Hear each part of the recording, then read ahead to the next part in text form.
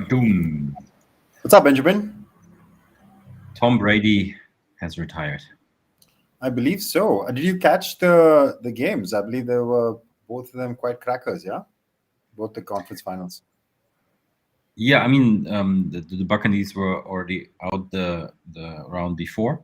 Yeah, I know. But on Sunday, I watched the Bengals against the Chiefs, which was an interesting game. Once again, I mean, those playoffs, they're intense. And yeah, I'm, of course, hyped to see the Super Bowl. But yeah, I was quite surprised that Brady had retired. I didn't think that he would end it now. I think he would give it another shot. But I think he also knows his body and what is possible, and he's seen all those upcoming young quarterbacks who are playing exceptionally well. So maybe he was like, okay, I'm calling it here now. Yeah, two things. I think after Autograph raised 170 million, maybe that was a bit of a distraction for him to 100%. say maybe I have some other things to do. And quickly, speaking of bodies, did you watch that fight in between the fans in the I think it was the Rams 49ers? Didn't see that. There was like this mad like like full on brawl in the stands. These big huge dude getting wailed on I think this by four guys. this tells us a lot about your fascination for that sport. If we are talking about the retirement of the goat of American football, and the first things that come to mind have nothing almost to do with that. Yeah, Yeah, pretty much. Pretty much. Yeah, he's a cool dude, but moving on. yeah. Let's see what he does afterwards. I'm sure we'll keep hearing from him from the business side of things. We haven't talked about it in a long time. So just a quick question to you: How is Man United doing these days? I'm not really following it. I know there was a break and all that. Just for all the football fans out there, how's Man United doing? Who are dying to hear my opinion Yeah. on this very important issue. But in a moment, I think I have a quiet confidence in Ragnik. I don't believe that he will be in that seat next year. It seems like there was just a bit of news that broke today that Pochettino. Mm-hmm. There are murmurs that he will come, which was the main expectation. So that future. As for right now, there was one big issue. I don't saw the news. Do you know what happened with Mason Greenwood? No, I just saw there was a big scandal, and Man United put out a statement, but I didn't get what it's all about. Yeah, so I mean, actually, we got somebody sent me the news pretty early, so I could actually see the pictures on her. I mean, the pictures are for everybody to see now. But the girl, I forget her name, who was abused in such a horrible way, whether it's by Mason Greenwood or somebody else, that the police will confirm. It seems likely that it was him, I should say. Mm-hmm. But there were pictures on her profile, then it was, yeah, really nasty stuff. And she had audio recordings of him saying, yeah, some very, I don't even think inappropriate is the word, is disgusting language that he was using to her, trying to basically force her to have sex or something. And yeah, it was sounded like I'm no expert, but it sounded like him. Wow. That Okay. all those posts were completely wiped out from her page within a couple of hours Yeah. of her putting it up. I mean, I guess she or somebody asked her to take it down, and now the case is on. Greenwood was released on bail today. His first bail was rejected. Wow. He's been released on bail today. Nike has dropped him. EA Sports has pulled him off. Oh, He was on the cover of FIFA 22. oh, shit. Uh, he's been pulled off that. United have said he will not be part of the team till further notice. So it's quite possible that one of the most promising prospects of English football and global in world football is done, at least as a professional footballer for the and if he has done what he has claimed to have done, then deservedly so. Yeah, Not much else fully to say. agree. No question there. Oh, heavy stuff. I Yep. didn't realize there was this Yes. Yeah, it was that pretty nice. aspect. Yeah. Um, but yeah, and Yeah, you started so happily with Tom Brady, yeah, and now I don't know how he to got turn this around, circled. but I've seen that you had Okay, some. let's go back to Brady and do the nice segue that you had set up for the Yeah, NFL. thank you. Okay, I'll do it right away. I'm not sure how to get out of this otherwise. Top five news of the week. Yeah. One that I partly like, and you can guess the part that I don't like about it. yet. I'll ask you in a minute. So the Super Bowl is coming up. It's the Bengals against the Rams, and Meta is starting their Meta magic in a sense that you can now dress yourself with your Meta avatars in some football outfit. That is the Super Bowl shirt. That is the a shirt from those teams, like those here, and it sounds or it looks like very unspectacular, but actually it's a big step for Meta, and I think this quote fits this very well. Rob Shaw, Meta's director of sports partnerships, said, "This represents real momentum on the road to the metaverse." Because where everybody is heading, which is pretty clear, is that at some point you want to equip your virtual avatar with a shirt like this, a cat, some shoes, and all of that. And while I think as of now this is for free, at least I didn't see anything that stated otherwise. At some point, you're going to pay for this. At least this is the expectation. And yeah, it's also mentioned here that will create business opportunities for us, so Meta and their partners, in that case, the NFL, down the road. So yeah, basically one of the first examples for what, and everybody knows anyways, virtual merchandise, virtual products are going to happen at some point. The only thing that I'm not happy about yet, but I'm sure it's going to come, is what, Mr. M? I don't know, Mr. P. Where are you going? It's not an NFT yet, as far as I can tell. So I think you can get it, but you cannot The trade it yet. world starts and ends in NFTs for Ben. All right. So I think just the other point of the story was, I think it also talks about it's the first step of development to, I mean, they're lining up more like facial expressions, and there's a lot of other that these avatars are going to be capable of doing. Right now, it's pretty static. You're just wearing a shirt, and there's not much else that this avatar can do. But that's an area of development for them as well. Yeah. And also this, I mean, is interesting where you can use it. So it's basically the entire spectrum of Meta. So it's in the Messenger, it's in Instagram Stories, which is probably even a bigger thing to mention. Also in your DMs, but I can totally see influencers using this, yeah, on their stories and all that. Sorry, but just on the NFT topic, I'm pretty sure that this will connect back to NFTs because I read a story just today that Facebook and Instagram are planning to launch their own NFT platforms, right? Yeah, of course, everybody will, but I'm not. I mean, it doesn't mention the word NFT anyway, anywhere. The story doesn't, but I'm sure it'll come. Binance Yeah. launch theirs. Facebook and Instagram are planning to launching their own. So everybody's in on the NFT game. Correct. What's your segue to the next topic? Game? My segue is that it's a game that we play in the virtual world. I don't know. Yeah. We're all about gaming. We're actually all about lots of new money in gaming. Saudi-owned Savvy Gaming Group, and they're not just Saudi-owned; they are Saudi sovereign fund owned and wholly owned. So basically, the Saudi government decided to buy ESL and FACEIT and throw them together. Two of the biggest names in the esports world, have been picked up for quite a nice little tidy fee of 0.5 billion. ESL, of course, is a German company. They've been hosting events, I think, since the early 2000s. One of the biggest tournament organizers in the esports world.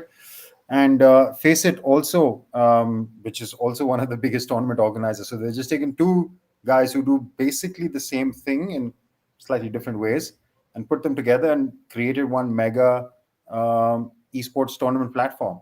And there will be a lot of big games, the ones that you would expect, CSGO, StarCraft, Dota 2. I don't know if League of Legends is going to be on. But I mean, the official announcements from ESL's channels, FACEIT is also announced. I mean, the teams will be co-CEOs, etc., etc.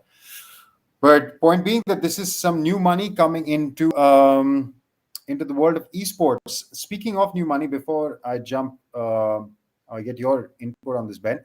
This article just broke. Well, not just broke. It was maybe a couple of hours ago, but I didn't get time to update the caption. The WNBA raised 75 million as well. So new money coming into the WNBA. So this is another example of a league or a sports governing body kind of raising private money. We saw this start, I think, with New Zealand rugby team, the All Blacks, who tried to do this about a year ago, and we were debating then how good or bad is it. Well, here's another example. What I find super interesting about this example, though, is who they're raising from. There are a lot of people, 24, 25 investors apparently, including Nike, Condoleezza Rice, Pau Gasol, who's become quite an various team owners from the NBA and WNBA. So yeah, it's like a big conglomerate of money that is coming in. It's not just one VC or PE fund. Who's diluting? Well, the WNBA, in case you didn't know this already, is currently equally owned by the NBA and the WNBA. They own 50% of the WNBA. So they both are going to dilute in some sort of equal proportion. And now this list of 24, 25 investors will get their shares. Interesting ways of raising money to perpetuate your league, I guess. Yeah, quick opinion on both of them. First one, sorry, excuse me. Saudi Arabia going into doubling down on esports is an interesting one. You might ask why Saudi Arabia. And first of all, we've seen companies or states basically in the Middle East trying to get more independent from the oil money they're making. But when doing some research on the topic of 5G lately, I've also seen that they also have some interesting venues there. So they try to become also a place where those tournaments are actually going to happen. Because like with investments in tech, with 5G technology, with top-notch venues, they might attract big money as well. So if they have the venues and now they also have like the tournament organizers, maybe that will nicely come together now. So that was the first thing that came to mind on that end. With the NBA, it's an interesting WNBA. It's an interesting one because I felt they're on a really good path, like regarding viewership, attention in the media, dedicated media companies being built for to cover women's sports. So maybe it's a good time to raise money and try to make it even bigger. But when the article says help fund marketing, improve digital products, and fan outreach to increase revenue. I think that makes sense. I mean, this is the time where these things are supposedly to be built. So I think timing is good. Regarding the people who are behind it, I wouldn't say it's a bit random, but I really wonder why they chose some of them. But I don't know. Who am I to judge? But yeah, I mean, Nike is a statement because my initial reaction was like, should a sports equipment apparel company be part owner of a league, which takes out some of the freedom that the league has when it comes to the contracts that are making. What do you think about that aspect? Yeah, which is why that was my exact same reaction when I saw the story. I was like, oh, cool. Then I saw that there were 24 or 25 investors, and then from individual investors to different types of organizations. That seemed a bit curious. I mean, but sure. I guess if that's where they got the money. Apparently, they were raising money from January 2020. So interesting point that they took them this long to raise this money. So it wasn't that easy for the WNBA to do this. And in fact, this tweet that I've just pulled up, which is part of the article, maybe sums it up a bit. This is by Elizabeth Cambridge, who's a player at the WNBA. And she mentioned that when she saw this news, apparently, where WNBA, where a head coach gets paid 4 times what a Supermax contract of a best player, and where she pays for her upgrades on her commercial flights herself, while, of course, the NBA players fly PJs. But that's a whole other case. It's not about equality of pay. It's about what each league generates in that. Point being that the WNBA needs to up their game in terms of generating revenue, which we talked about right at the start. So that's what this is all for. Let's see how far along that process they get. Cool. And let's move on to the next topic. I really don't have a good segue to that one. But it's a nice story. It is a nice story. I mean, we've covered it before. I think in we always have this document where we prepared the show and all of that. I think you mentioned it was March last year or so. Yeah. Yep. One of the earliest episodes. Yeah. Yeah, I mean, the headline says it all. Like, there is a technology that helps visually impaired people, fans, to have a different, let's say, viewing, if you want to call it that way, experience of, in this case, the Australian Open. It was announced last year that they're working on this, and the great thing is that it was such a big success during these Australian Open that just ended with Nadal, another milestone, winning his 21st title. It was such a success at the Australian Open now that they want to use it for other Grand Slams and maybe bring it to other sports as well. So to explain you what it is, it's best to go on the website of the company or the project that is behind. I think we used that exact page before. So if you are visually impaired, so you're either blind or you have really low vision, it's obviously hard to follow, in this case, a tennis game. And what Action Audio, that's the name of the project, has done is they support the viewing experience with audio sounds. And we have shown this before, and maybe it's best to show you this video. I'm sure the sound quality will be awful, but maybe it helps you to understand what's actually happening there. Let's give this a try and see if this actually works.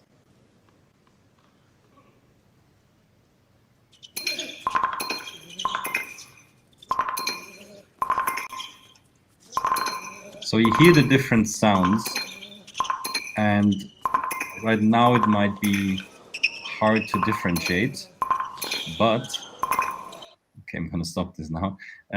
But the key is the sound differs whether somebody plays, for example, a forehand or a backhand, or if it's a long ball or a short ball. And the great thing is that, and that's in the article that I had in there before, it's like visually impaired people really say they don't really know why, but it feels like they're much more in the game. They can see the game, understand what's happening. And a completely different experience compared to them just hearing a ball being hit and hitting the ground somewhere else. So that's been a success case. Like I said, it was so good that I want to bring it to other tournaments as well, and also are thinking about bringing it to other sports, which is in some sports more doable than in others, but overall just a really good story. Yeah, Ron, anything to add there? No, not really. I mean, that you covered the whole thing. What obviously, apart from the solution, is great. As you said, we had featured it a long time back in another context. What I liked was that from the time we featured it, which was in March of last year, I guess it was a pretty new-ish solution at the time. I hadn't heard of them before, and straight away one of the Grand Slams picked it up, as they should. I mean, it's great to see that it was already being part of the calendar, and I hope it's there for more tournaments in tennis and more sports as well. Would it work in cricket? It could. I mean, there are ways. I'm sure there are smarter minds than mine who will come up with different ways to create or explain the game to a blind person. But I can totally see it work. You have a different sound bed depending on where the ball goes, front of wicket, back of wicket, like side, offside, which maybe you can educate us on, Ben, because you are now a cricket expert. Yes. I didn't try. Oh, you didn't go? Oh, damn it. Hopefully next week. I will let you know if I do, definitely. Okay. We have been trying. Sorry, Ben is in South Africa, and while he's in South Africa, I've been trying to hook up some sort of cricket experience for him. India were touring South Africa while he was there, and I was trying to get him tickets and stuff, but because of obviously a certain virus that's going around, there were no fans allowed in the stadium and all of that, so we couldn't do that. But then he managed to hook up maybe a game for himself, which hasn't happened yet. I'm waiting for videos. Eventually. Just to close on this one, the Australian Open, I like what they're doing. They're doing lots of innovative stuff. They also, especially in NFT space, they had a POAP, so an NFT that is a proof of attendance protocol, so that you only get if you attend the game. I'm not sure if you've seen those art boards that you had. We had it in a Nifty sports newsletter. So they sold parts of the court. They basically divided the courts into small spots, and if one of the championship balls hit the spot on the court that you own as an NFT, you would get some extra prizes and stuff like this. So Australian Open, shout out, props to them. They are doing cool stuff. Definitely leading in tennis, in my opinion. Yeah, actually, yeah. Speaking of, I totally forgot that because while watching the Nadal Medvedev game, which I don't know if you caught, was insane. Nadal called it his greatest comeback ever. Hmm. Yeah, it was an insane game, and I didn't see it, now but I I heard. think of, sorry.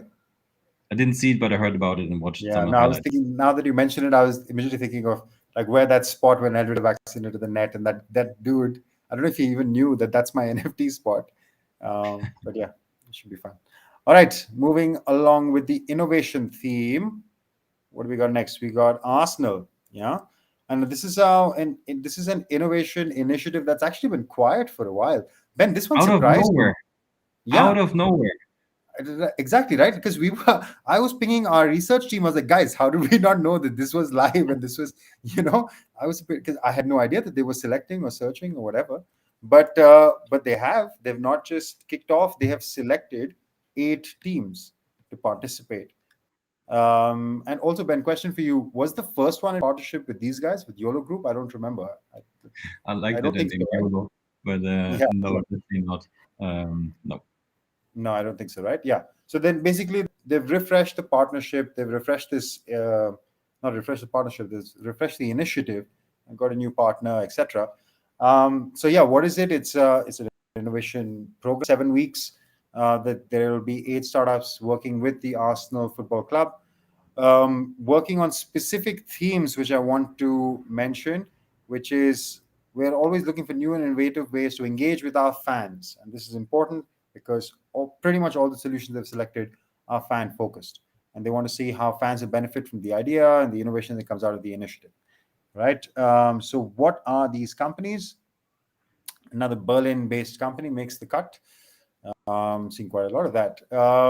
Yeah. So, Endeavor, which is a video based some sort of viewing experience, Forza, Live Tech, Salsa, Soroyo, Valora Football, and Versus Africa, which is probably the most interesting one, given that it's not a tech really solution. It's providing data about fans in Africa, which is, yeah, interesting use case. But basically, all of these are fan focused, as you can see from the descriptions if you take the time to read it. Quickly, I want to show you what YOLO is because I found them pretty interesting as well. Is what they essentially do is work in this gaming fintech, okay, it's not so relevant, but blockchain space. And they have, yeah, Bitcoin casinos and Bitcoin sportsbook, which is what they run, sportsbet.io, which is one of their more interesting solutions. Yeah, slots and gaming and stuff. So they're also more on fan focused consumer side. So it makes sense that Arsenal would do a fan based initiative with them. Quickly, also continuing this blockchain metaverse virtual world experience, Ladbrokes owners Entain have launched their own innovation hub, which will find solutions in the metaverse.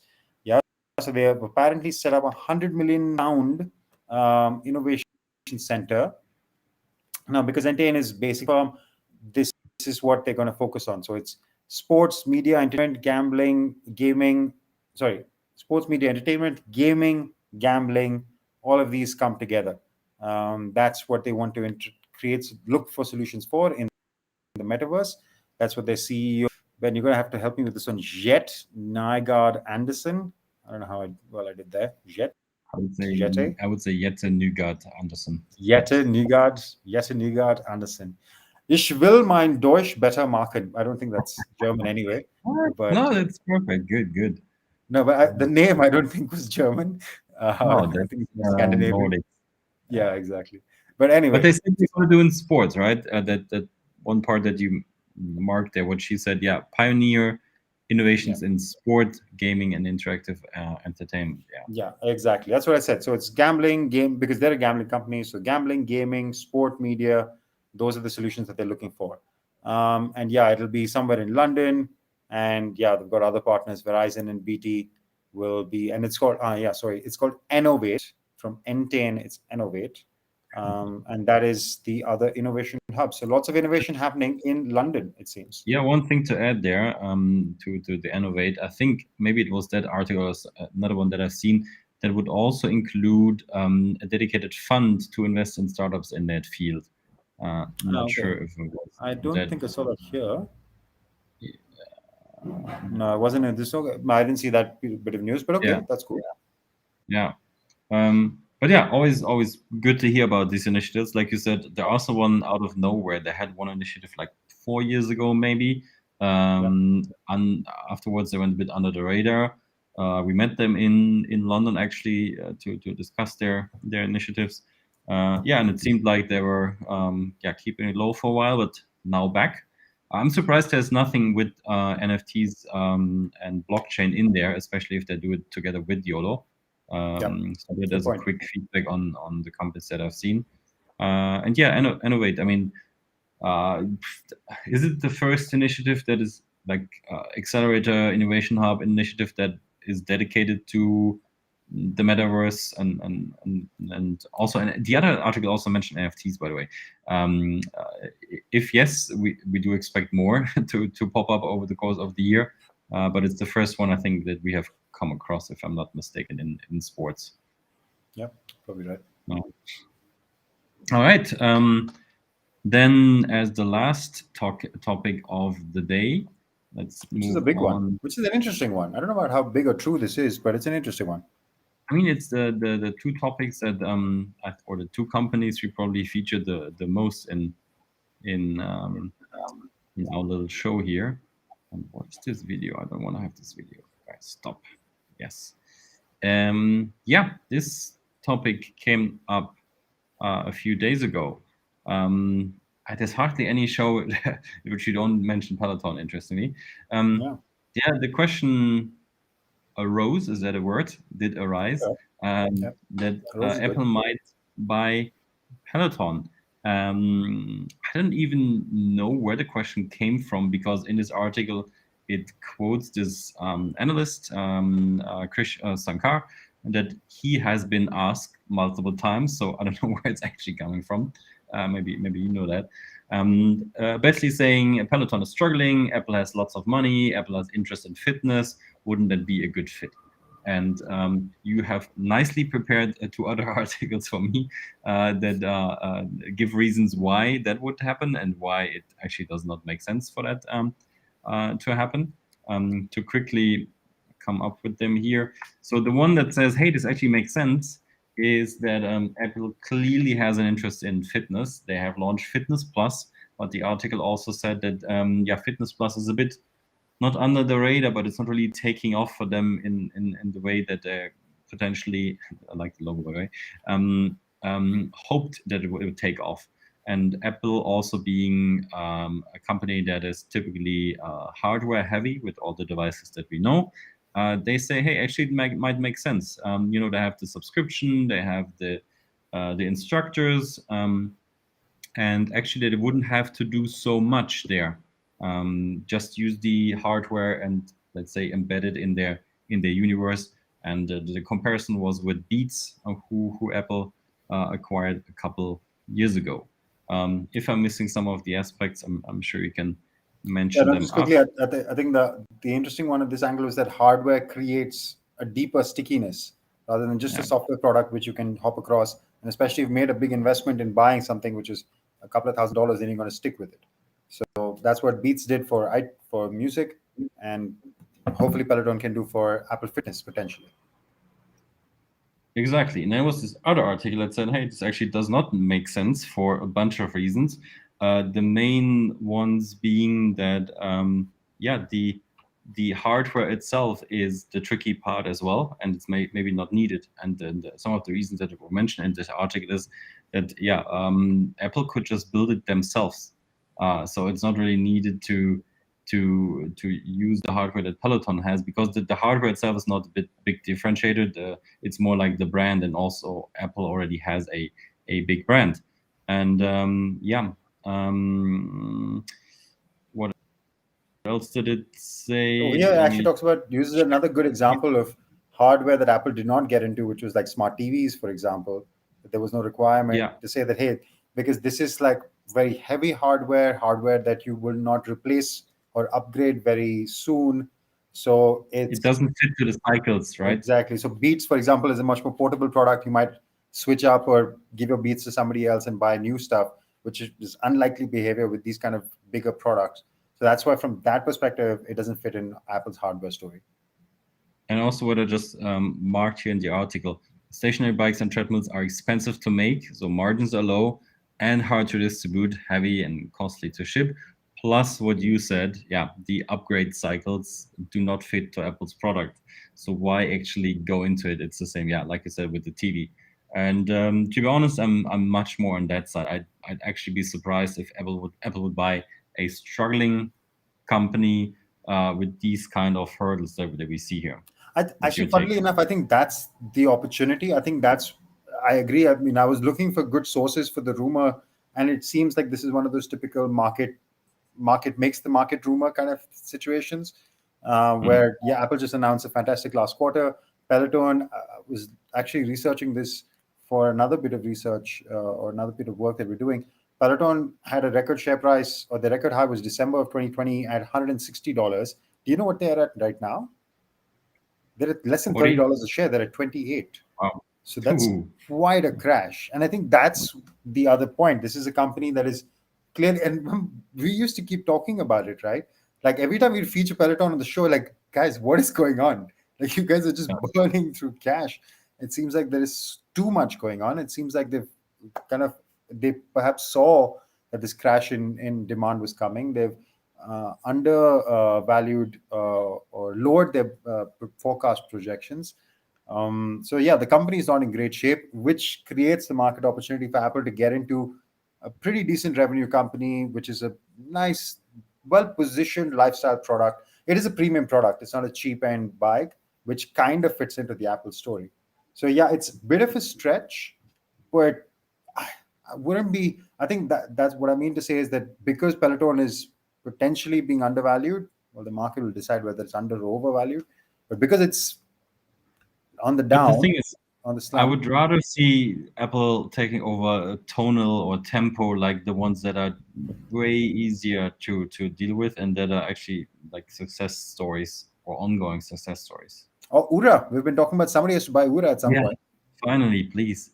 But yeah, But it's an fun fact interesting one. about Let's see where this Peloton. goes. Fun fact about Peloton. Look at the Peloton logo here in the back. Mhm. You see that Yeah. one? And now, wait a sec. Are you going to show me something that I will be unable to unsee? Okay. You turn this. That's not bad. That is Look at not bad. look at Beats, and we're going back, my friend. Look at the That's a Beats good catch. logo. Did you catch that, or did you see Uh-huh. that somewhere? No, it just popped up in my mind. Seriously. Oh, wow. That is not a bad catch, actually. Yeah. Well done. So maybe there's something in there. Whatever. Yeah. Good. That's it. That's it for the weekly nonsense.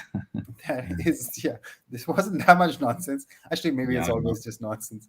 But yeah, that's episode 2 done in the books. Boom. I urgently need to grab some food. I'm starving. Is the wine getting through you, Ben, now? There's no wine. All right. There's no Thanks, wine. guys. See you next week.